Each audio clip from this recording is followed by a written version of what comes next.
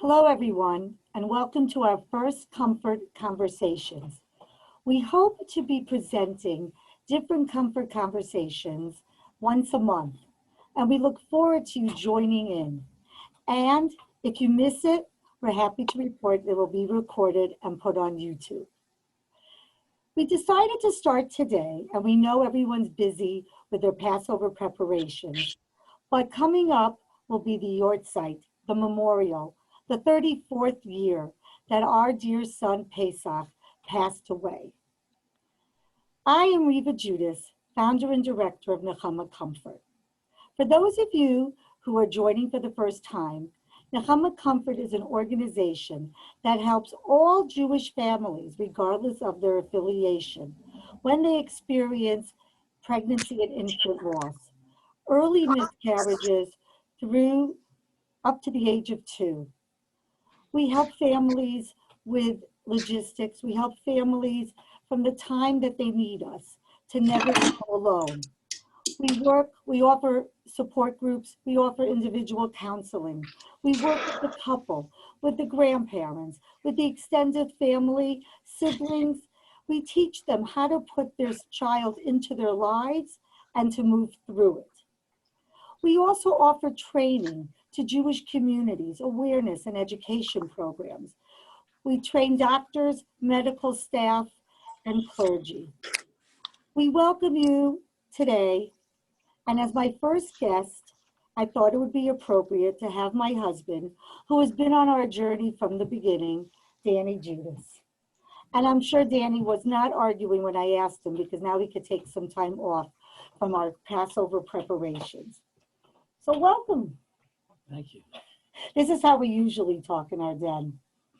People have heard about our journey many times from me, but today I want people to hear from a man's point of view. What was it like from the beginning? Why did we start Nechamacomfort? If we go back 34 years ago, we were anticipating the birth of our firstborn, and unfortunately he passed away after 12 hours on Pesach, and obviously it was very devastating at the time. Anybody who has a heart and a soul and you're expecting a baby, and then 12 hours later he's no longer with us, it definitely changed our lives forever, and it was devastating. I saw my wife in a state that I'd never seen her since I met her, and there was no consolation for either of us. I went into a depression after that, on and off for years, and it was exacerbated a few more times when we experienced 6 more miscarriages over the years. And I think what made things more difficult back at that original time was that everyone else seems to go on with their lives. You're in this state of shock and depression, and everyone's moving on. I remember being in the back of our shul, Rinat. It was a small house then. On a Shabbos, a week later, tears coming down my face, and I said, does anybody realize what we're going through? And that made it more difficult. Definitely made it more difficult. Because we were on such a high. We were pregnant with our first child. I was a little bit early, and in the beginning, the first 2 hours, we thought everything was okay. Now, I think it's interesting. I know when we talk about the loss of our son, we both have different memories. And I know I'm a little bit, if the word is envious, because I think Danny got to spend more time with our son. I had been in labor for 18 hours. I was given Pitocin, lots of medication. I was groggy. I had just gone through labor. So I didn't get to really to see him. we were cleaning up and going through a lot of pictures during COVID. And this is a picture, I don't know if anybody's seen. This is the last time I can say that Danny and I were really, really happy. This is right after I delivered Pesach. And if you see that smiled, I think that was the last time that we smiled. And I think that I regret because he was all bundled up, but we didn't have a picture of him then. And then I was sort of in a fog, but I think, we found out 2 hours later that he had a congenital heart defect. And I think Danny's memory was so different. What were you doing then when I was still thinking everything was okay? You were alone. No, I mean, when I didn't spend as much time as you think because they took the baby away. And Right. When they knew things weren't going well, they told us. And they were going to, I don't know if it was before they told us they had to move him to a hospital in Hershey. They brought me in and he was in this incubator and you could put your hand through the hole there and he grabbed my finger. And I mean, I basically lost it at that point. So it was only a couple of minutes and then they escorted me out and that was the last time We saw him. Right. And then the hospital called and told us that he had passed. You're not listening to please mute Danny and yourself. Hello, everybody, put yourself on mute, please. Thank you. And that's how the journey began. That was the journey, and we had 12 hours. We only were with him about 6 hours, and we had to quickly bury him. We had to quickly decide what we're going to do. And then there was no guidance. There was no support. We were told, go home and get pregnant, and you don't have to go for therapy. Those were the words of the professionals, because you know why you're depressed, and you'll go home. And we were fortunate, and our daughter Eliana was born a year later, and that's why we called her Eliana. But we weren't allowed to talk about it. We weren't allowed to we didn't want to be a burden. We didn't want to share what we were going through. We wanted to fit in. We were alone, and not only in the Jewish world, but in the secular world as well. And as Danny said, when we look back now, 34 years ago, does it seem like a long time, or does it seem like yesterday? Yeah, seems like a long time. It seems like a long time. We were just discussing that. And we had our memory box that was tucked away in my dresser. I don't know, did you ever go to look at it? Only when you pull it out. Only when I pull it out. He doesn't go to look at it. And for many years we kept it quiet because that's what we were told to do. We could not acknowledge our son. And it was on Pesach, it was on Passover. His name was Pesach. So I know when I was teaching all these years, the day after Purim, we would start setting up the classroom, and I would become very quiet. And I am not a quiet person. And that day I needed to feel what was about to happen. Another year was going to go past without our son. And I know I think about sometimes, that's the question people always discuss when anyone passes away, and are they up in heaven the way they are? Have they grown? So I think when you lose a baby, a child, I think that it's normal to think to yourself, what would have been like? I know when it would have been his bar mitzvah. I don't think we ever talked about it or shared it, but I know that year was very difficult to me when he was 13. I don't know. Do you ever think about what he's like now, or what would have been, or no? That's just something I do. We did address it at Yakir's bar mitzvah. Right. So we had, as Danny said, we've had 11 pregnancies and 4 living children, and we're blessed with grandchildren. But when it was our son's bar mitzvah, we had already started Nechamacomfort. Nechamacomfort started out of necessity. People would call me up and say, I lost a baby, I had a miscarriage, my sister, my cousin, we're going to talk about it, but that's it. If you see me, we're going to move on. I don't know, did anybody ever reach out to you? Any men? No, No, no, men never no, came no, over. no. Right, so it was a whole different um, feeling, a whole different journey for you. But we knew right away, I could see in my own life that men were affected equally but different.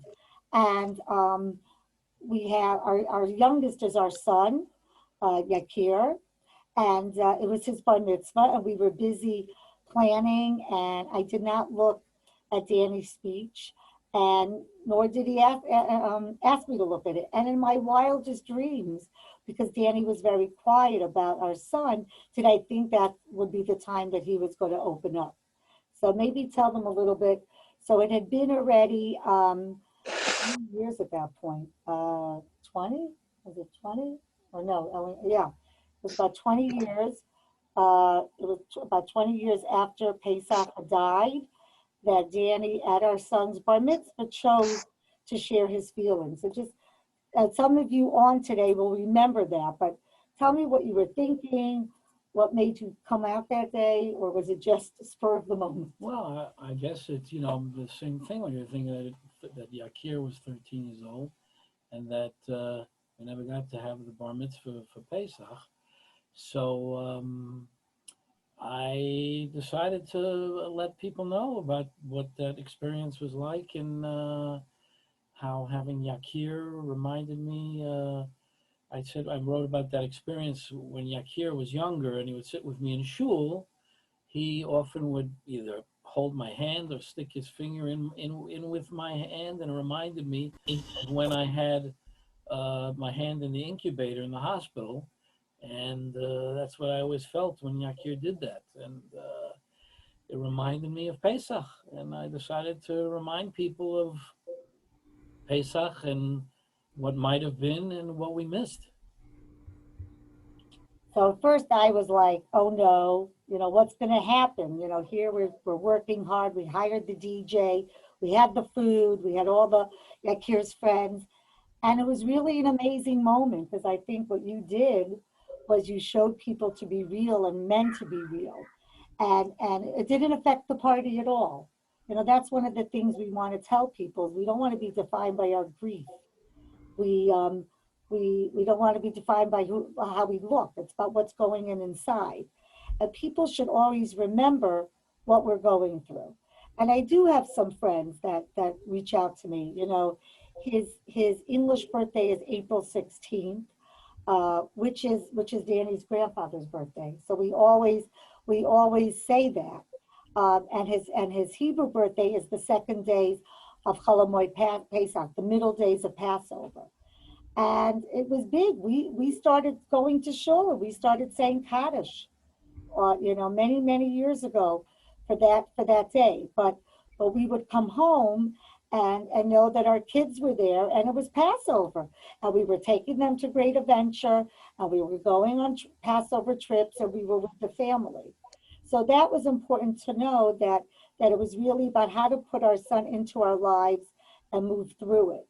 Um, I just want to take a second that if anybody has questions, we're going to talk for a few more minutes, but you could put your questions in the chat and we'll be answering them, or when we're done, you can ask them. So I think what I'm most proud of, and you can tell me, is that our family um, wasn't affected in a negative way, knowing all along that our son lived, they had a brother named Pesach, that they had a grandson named Pesach, a child named Pesach. What do you think? Family has thrived, Yep, thank God. yep. Sometimes we don't know how we pulled it off, right? I have no idea.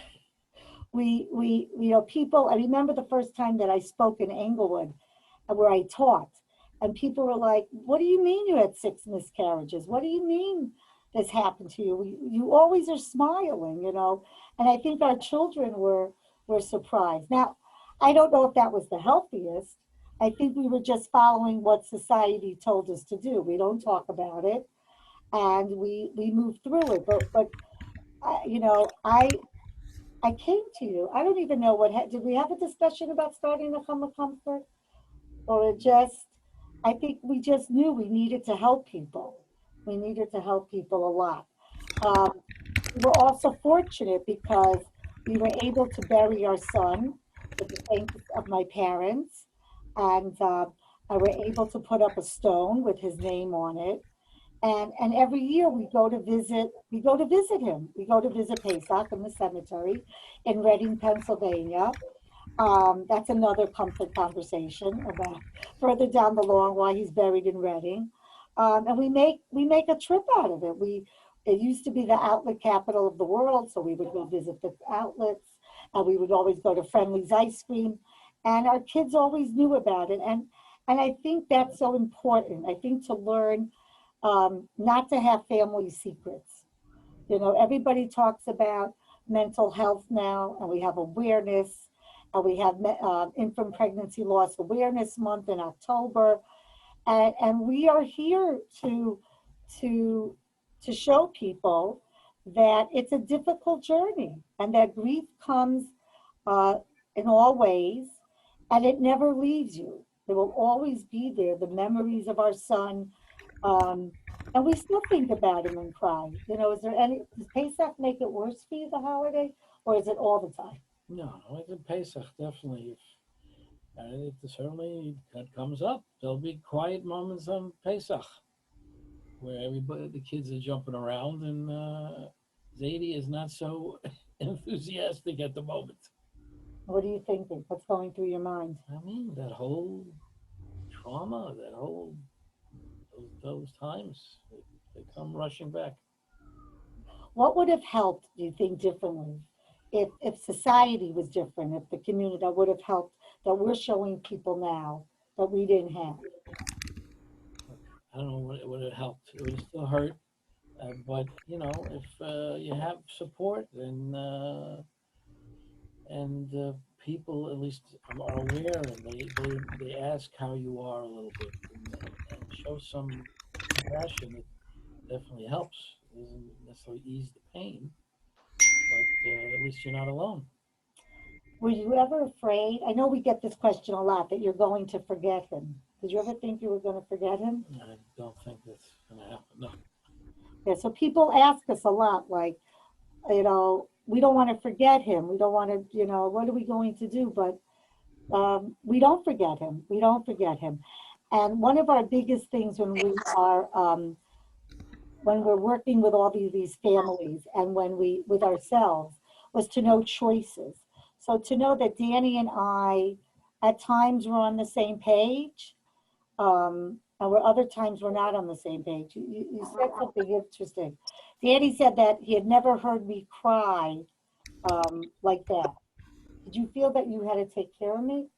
Did you find that you No, I didn't you mean, didn't have the experience of giving birth, so it was different? look, nobody would want to hear the way either of us cried that week. Right, right. Um, and it was just devastating. I don't know what else to tell you. And there's no easing the pain. There's nothing, you can't say anything to make it go away, or you just have to experience it, and it's something you never forget. I think that we were fortunate down the line. We were able to go for therapy. We were able to deal with our emotions, and I think the comfort starting. People say to me, which is a crazy question, now you know why your son died. And I think that's a horrible question, because I said, no, I trade everything in to have my son now, who would be 34 years old. Um, and our six miscarriages, we don't, I could tell you when they happened, Thanksgiving and Sukkot, and, all different times, of where they would be at now, you know. But I think that helping people, um, is what's helping us. It's always going to be a journey. It's always going to, but what do you think about Nakama Comfort? Has it helped you? Has it? I mean, look, I know it helped me, but you certainly given you a mission and helped so many people go through this terrible stuff. And I'm very proud of what you do. And I'm proud of what he does. You know, Danny doesn't come on the support group, but he's shown his true colors, and it hasn't been easy. I think that, you know, when we look back on our life, the mistakes that we made, and you can't blame your whole life on your trauma. It's still our choices. But I know, as we know in so many other things, you know, uh, survivors of the Holocaust, or people, or PTSD from the army, or you know, so many things come up now that our choices were influenced at our life's journey did happen because we have, you know, we lost children. They are our children, all of them. I remember, I don't know when, I don't know if you remember this, that when our children started to send their kids to day school, and they were talking about the cost of tuition. Do you remember what you said once? You said, "Wow, can you imagine? We would have had 11 tuitions to pay. I don't know how we would have done that." So you can put it into perspective. Or, you know, my family, you know, if we get a good parking space, you know, and we're going to the mall and it's a big sale and we get a good parking space, people may laugh, but I say, thank you, Pesach. You know, he is our guardian. He is our guardian angel. So one of the things that we're grateful for is, and that I've mentioned, is we have a place where we go to remember our son. We have his Reva, his headstone. He has our place in Reading. But what about our children that we call only live in our hopes and our dreams, our six miscarriages? You know, we're lucky. This is our son Pesach. And he sits on the fireplace with all of my children and grandchildren. This is him. And we have, you know, the memory box that so many people are given. You know, this was his blanket that I have 34 years later. And this was his hair. This was his hair. So we have things that we have from him. But we want a place, it's always been a vision of mine. You know, we've gone to so many memorials. There's Holocaust Remembrance Day, and there's Israel Remembrance Day, and there's a Remembrance Day for everything. 9/11. I want a place where everybody can feel tangible and comfortable, and to show their families where our children are. So we're so proud to announce, uh, with the start of Passover, our virtual memorial garden. You know, we always didn't know where to put this garden. Do we want it in Israel? Do I have it in New Jersey? And now the Nechamacomfort supports families all over the world. Israel, South America, Russia, England, all over the United States. There's not a day that doesn't go by that we're not helping people. And we're fortunate. I have case managers that we're training, and we want this virtual garden to be a place where everybody um, could participate. And you know, you just have to go to our Nechamacomfort website, nechamacomfort.org, and there'll be information about the garden, and you can reach out to me to discuss what you would like to plant, what you would like to have in that garden, that memorial, because our son Pesach and all of our six children and all of our four living children, um, Eliana and Leora, Hanina, Yakir, their children, their son, their husbands, they're our family. They are our family, and we want everyone to understand that, um, to accept and respect how people remember. There is no right, there is no wrong. And we, as friends and family, we know that everybody has things going on in their life, and me and Danny, behind the scenes, have really dedicated to helping these families. But the most important thing is, um, I don't know if well, I probably publicly thanked you, but you know, thank you for being on this journey that we didn't ask for this trip, but and we look forward to the journey ahead. And we wanted to come on today because on Pesach will be the 34th anniversary of our son's death, and we want to show everybody to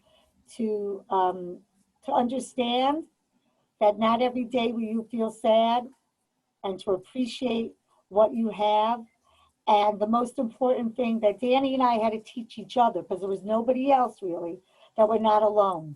That we're not alone. And we thank you. We thank you for joining today. I don't know if anybody has any questions. Ellen, are there any questions? Hello? Or if anybody wants to Hello? ask, Rena? We have a job.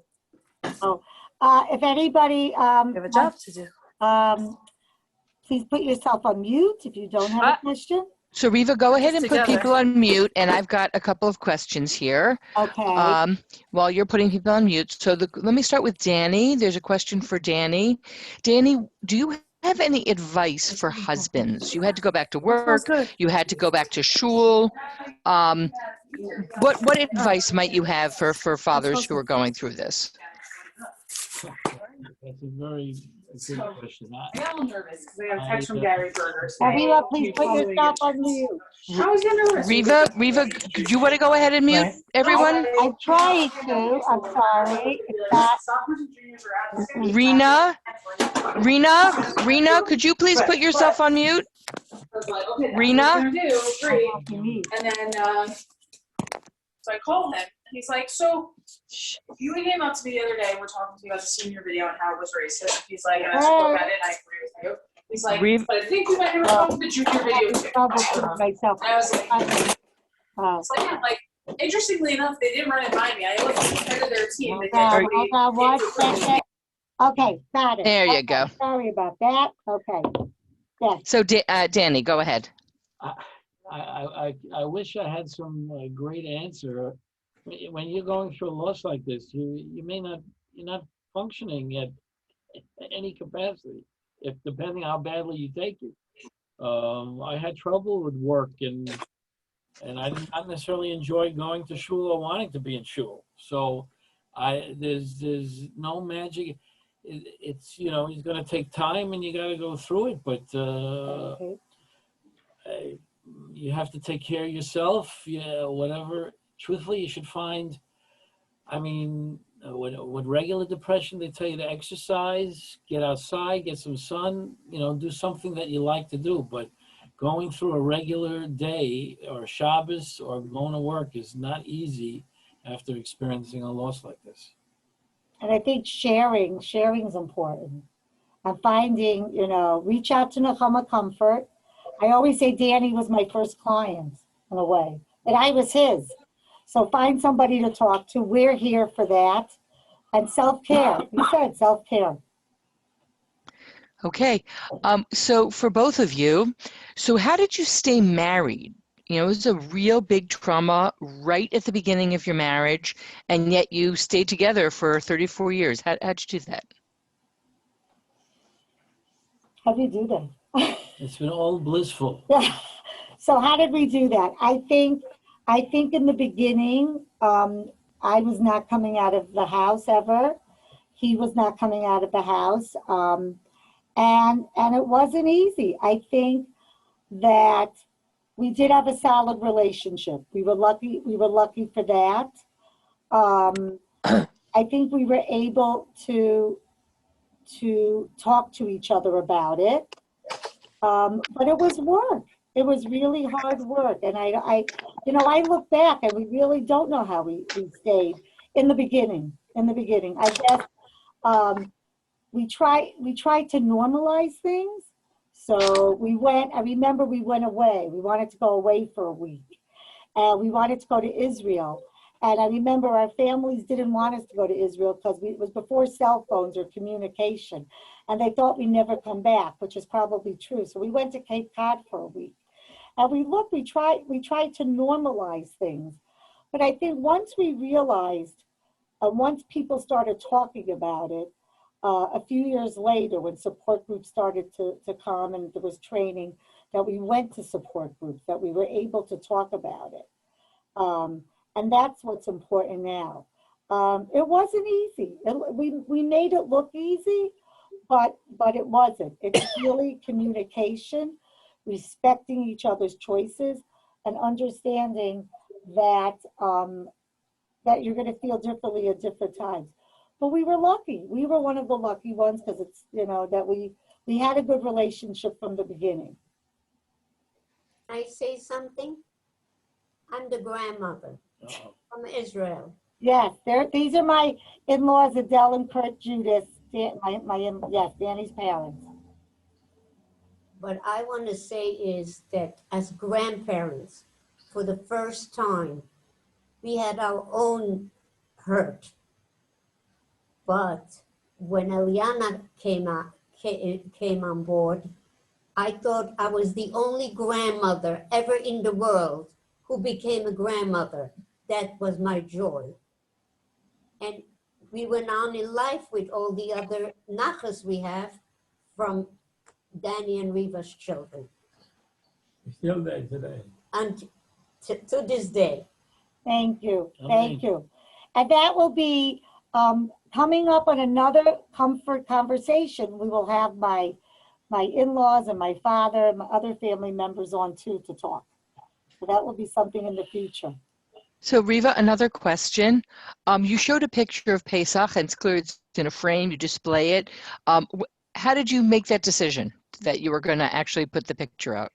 So for many years, it was hidden. It was hidden in a box next to my bed. We wouldn't dare show it. It just wasn't acceptable. And the more I went to, when I got trained, I was trained as a chaplain. I was trained as an infant pregnancy loss facilitator. I realized that people were doing this. Also, I had one Polaroid picture. That was it. We had one picture of him. And I had kept it in a safety deposit box, if anybody remembers, before computers, because I was so afraid to lose it. There was a copy of it at the bank in a safety deposit box. And I was able, the picture had tubes coming out of his nose. And when I met a photographer who said she could fix it, I said, all right, I walked the walk and talked the talk. I don't know if we talked about it. I don't think I asked Daddy. I just said, we're doing it. And first it was hidden behind the other pictures. And then it was, now it's displayed right next to my candlesticks. And nobody's asked me about it. My grandchildren who are older now, 10 years old, nobody's asked me about it yet. I do light a Shabbos candle for him. I light 7 Shabbos candles. That one is extra for all of my children. And he's part of our life, and I'm proud of him. And I tell communities and I tell family members, it's up to you to feel comfortable with it, not up to me. This is my child. Well, that's interesting about being public and how other people feel. Reva and Danny, if you have some thoughts, what do you think about the fact that celebrities and social media, there's so many people now who are coming out publicly about their miscarriages, about their losses? How do you feel about that, and how do you think that's helped the situation? I think in general it's helpful. I think it's it doesn't matter what status you have in life, whether you're a billionaire or you're on the cover of People magazine or you experience loss. It hurts. It doesn't matter where your standing is in life, and I'm sure it helps others. I remember when, do you remember? I don't know if Mark Zuckerberg, who owns Facebook, who has so many friends, said that one Friday, do you remember that you saw it on Channel 2 News and you were yelling down, turn on the news, because he's coming out that he had 3 miscarriages and he feels so lonely. Reva, another question as a wife, watching your husband suffer. Do you have any tips for things that you could especially do to be supportive of a husband who's going through a hard time and maybe he doesn't feel so keen on going to a therapist? Certainly that wasn't so available to you at the time, but what can wives do to help their husbands? I think both partners. I think we've seen a change It's not the stereotypical man's reaction, woman's reaction anymore. I think that partners are different people, based on their upbringing, based on who they are, by nature versus nurture. We just have to be supportive of each other. We just have to be understanding. A woman has the physical emotions and physical reactions after the loss of a baby. The same thing happens, the cramping, your milk coming in, all of those things are happening to the woman, and people tend to go towards the woman. So it's really about listening, understanding choices. Not, Danny says, was I wrong or right? I don't know, maybe I wasn't right. I would push him to come, right, to people's meals. No, I was going to say that. You have to realize that Reva and I are not exactly alike. I know you might find that hard to believe. She's much more quiet, and I'm much more boisterous, and I love dancing at simchas. Reva lives for simchas, so we'd get invited to simchas. So we got to go. What do you mean we got to go? I'm not in the mood for a wedding. So, no, you come, get dressed, go, and I sit there like a lachen cup for anybody who knows Yiddish, and she's kicking me under the table. No. And it wasn't easy, everybody experiences this in a different way, and some people are able to put it behind them quicker or put on a face and go out in public, and some people want to hide under the covers. So there's no one path. We have to listen to each other. We have to listen, and the signs. We tell people, the signs. If you see it's going on too long, if there's no break in it, reach out. And again, Nechamacomfort, that's what we're here to do. We're here to help all family members, and nobody is alone. So definitely reach out to us. That's why we're doing these conversations. We're taking, it started because I took my life experience, the good and the not good, the mistakes we made and the things that worked, so that we can help other people, and to know you're not alone.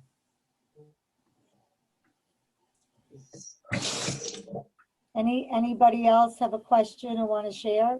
Reva, why don't you take a second and check your chat to see if anybody directly chatted to you. And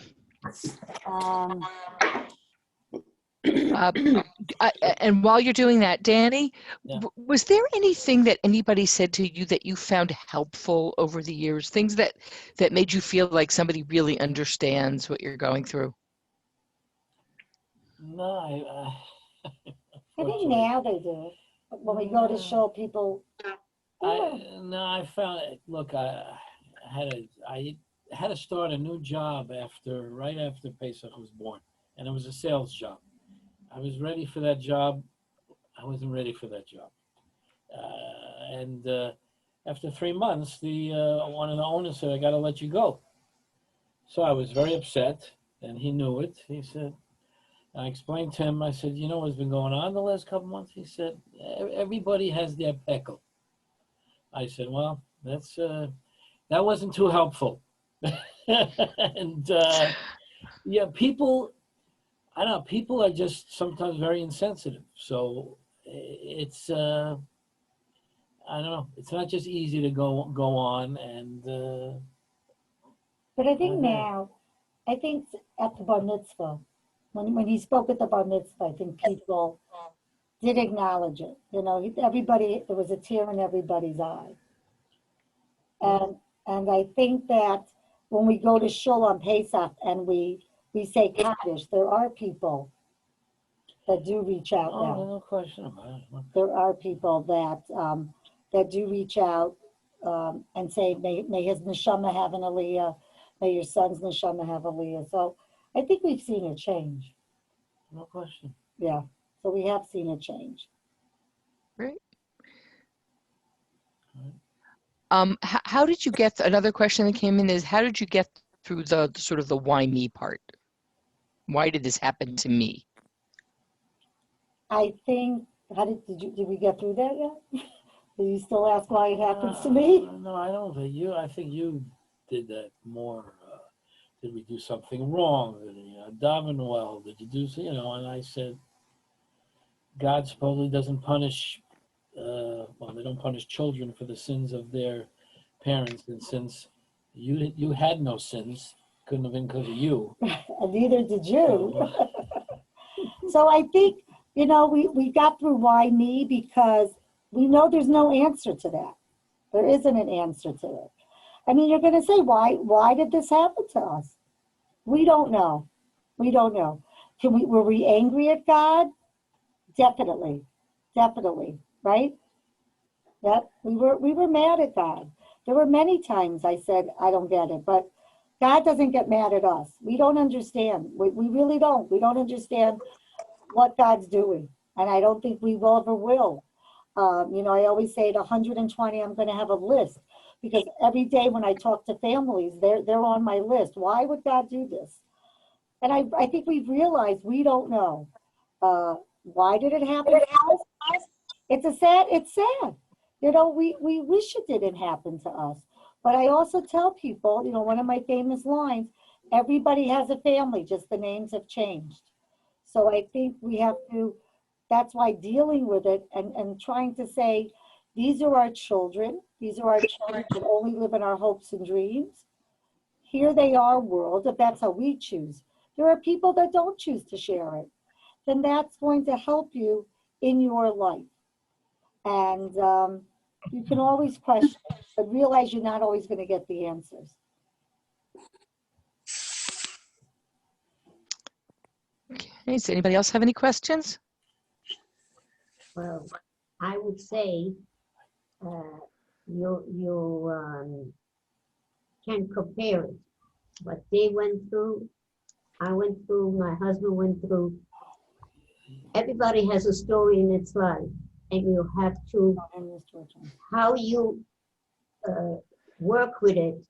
Like my husband and I are both Holocaust survivors, and we are way in our 80s. And what makes me feel good that God gave me a gift. I mean, I didn't have to go through the war. I didn't ask for that. But what I feel good is that I can tell my story and I educate the next generation and the next generation. So that something like that hopefully will never happen. And we have 17 great-grandchildren. And we are expecting the 17th great-grandchild. So God is rewarding us. All right. Thank you. Thank you. I think, Hanya, did you want to say something? I did, yes. Okay. Can you hear me? Yep, we can hear you. Hi there. So first of all, I just want to say that I'm so proud of what you're doing, Johnny, and how you've really taken a very sad and tragic life experience and you've made it into something to help people throughout the world. So kol hakavod to that. And I'm really applaud Nechamacomfort. I personally, I'm a nurse. I have a master's degree in nursing, and I'm involved in a lot of organizations. And Nechamacomfort is very close to my heart because I went through 10 miscarriages, plus 10 plus. So I relate to that. And I've also spoken with Reva that my grandfather, my mother's father, had a first wife. She died in childbirth, and then a few weeks later, her daughter, the baby, died. And it was totally kept from my mother her whole life. It was hushed. We found out about it when my grandmother died, his second wife. And I am so ready and on board to help with this garden, this virtual garden situation. I'm going to pledge and help you. I want to do something in this baby's memory. This was my aunt.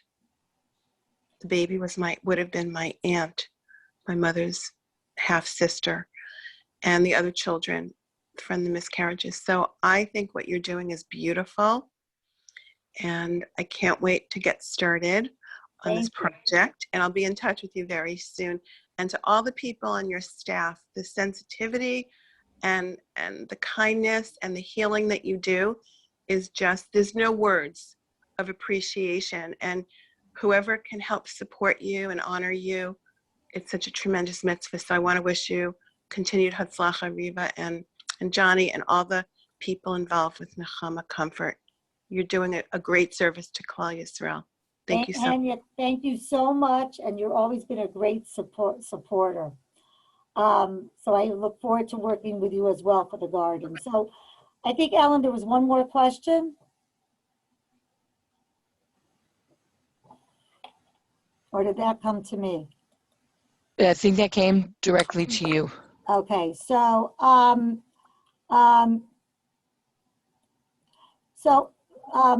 yeah, so I have one more question, and then we're gonna finish up in a couple minutes. I know Danny's so eager to get ready for our Passover preparations. He's just waiting to go. So somebody asked what would be comforting, what to say and what not to say to people. And what do you think? What would be? You're the exploration. So I think that to acknowledge it, right?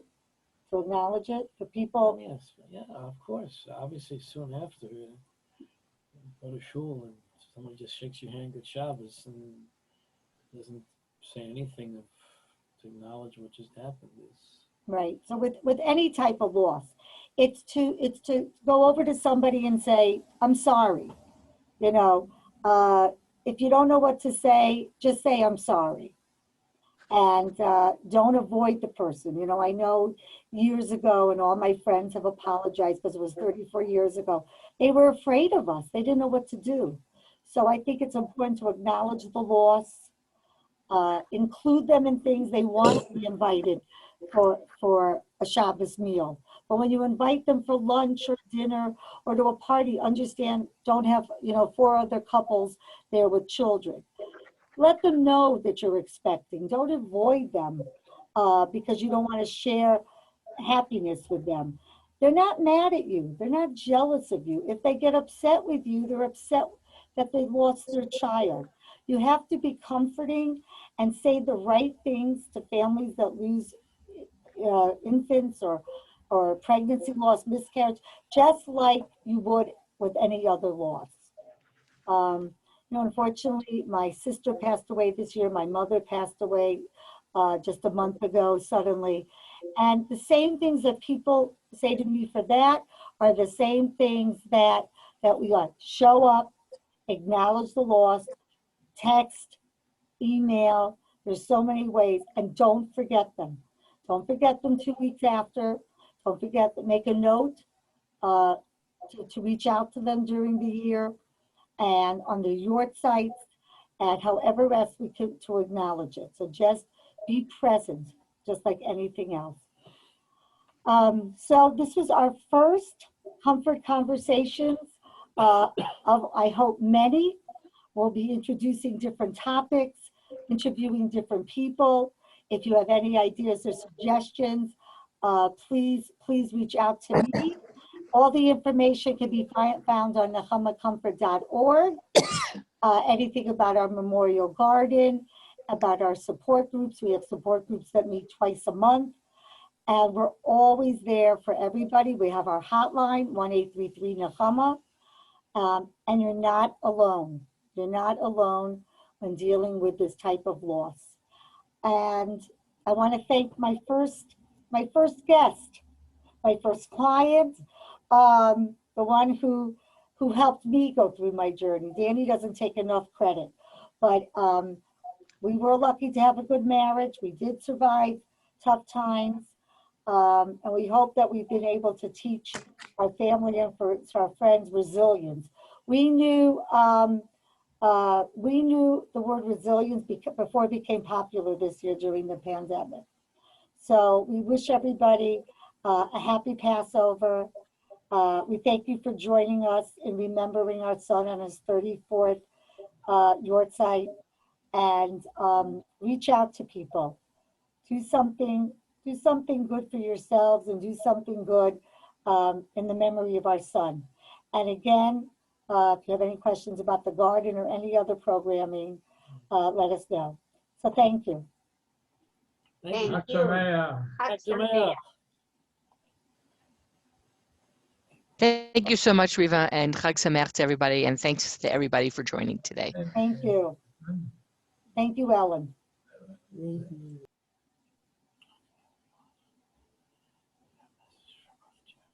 I don't know who that is. Sharing a lot of things. I know there was Barbara said that John wants to help.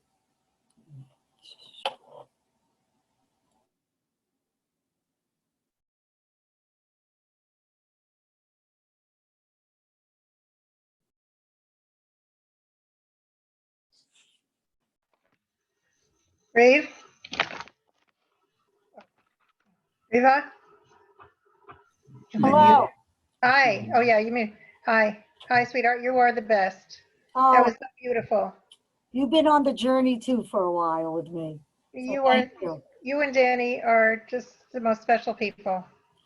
Right back at you. Right back at you. Thank you. Thank you, honey.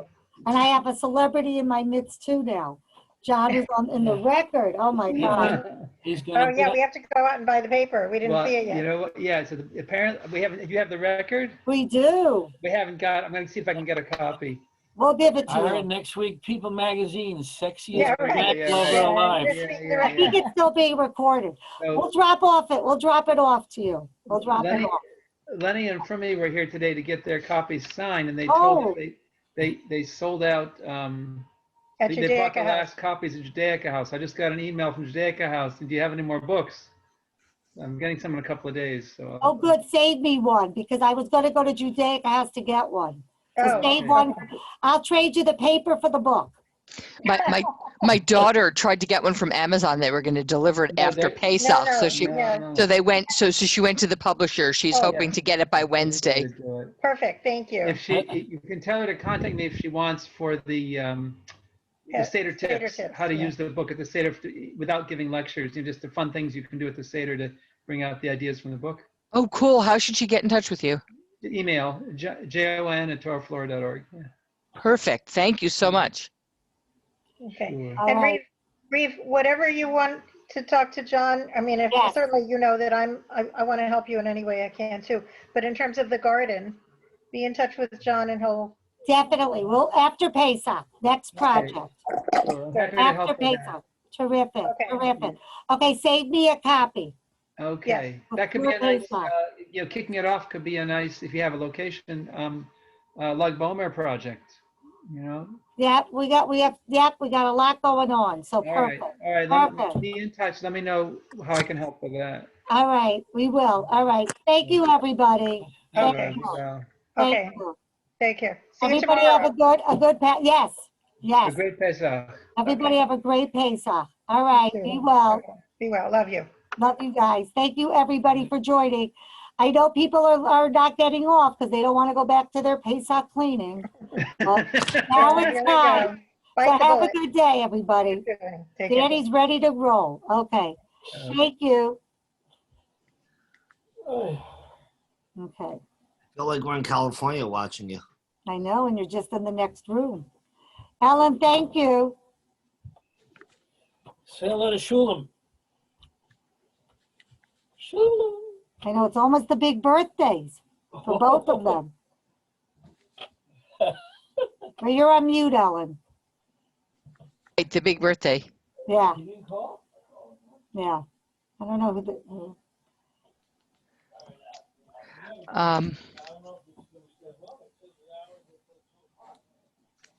All right, Eliana, thank you. Eliana, you can get off now. Thank you. She's not be pleaded. You want me to talk afterwards? What? Only if you want to. Okay, We no, can it's talk another great. time. Yeah, thank you so much for your help. It ended up working out well. Good, good. I'm glad. Okay, perfect. Yeah, the only thing is we need to work out a way to easily be able to mute people who have forgotten to mute themselves. Yeah, I realized afterwards. It didn't come up. I usually, for the support group, I think because I admit them. So that's why I can mute them. I couldn't, Right. it took me a minute to figure it out, but now I figured But it out. now you know how. Either that Yeah. or then you do have to. We do have to figure out a No, co-host. I just had to go on mute. I just had to go on their screen. I realized it. I just had to go on their Ah. individual screen. Got it. So Sandy, I see you're coming on. Yeah, that's why. I was looking for the sign, but I think everything we were able to mute.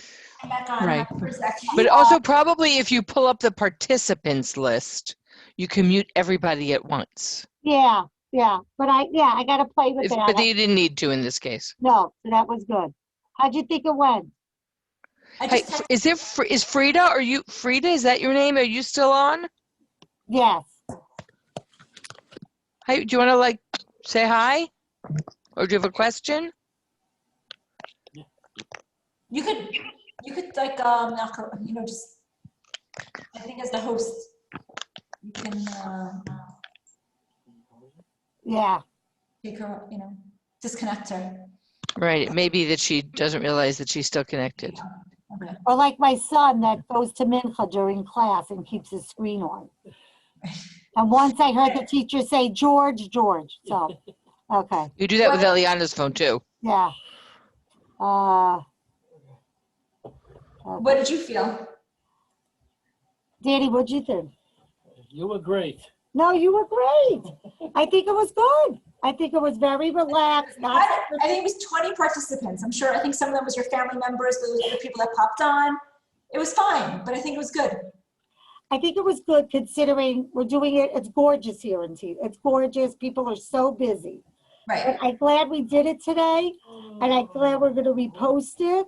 Yeah, Maybe exactly. can we do something maybe on his York site to Wait, repost? no, it's still recording. I think you could, once you stop the recording, Oh. while we're this way. Well, there's some stuff you're going to have to see. Yeah.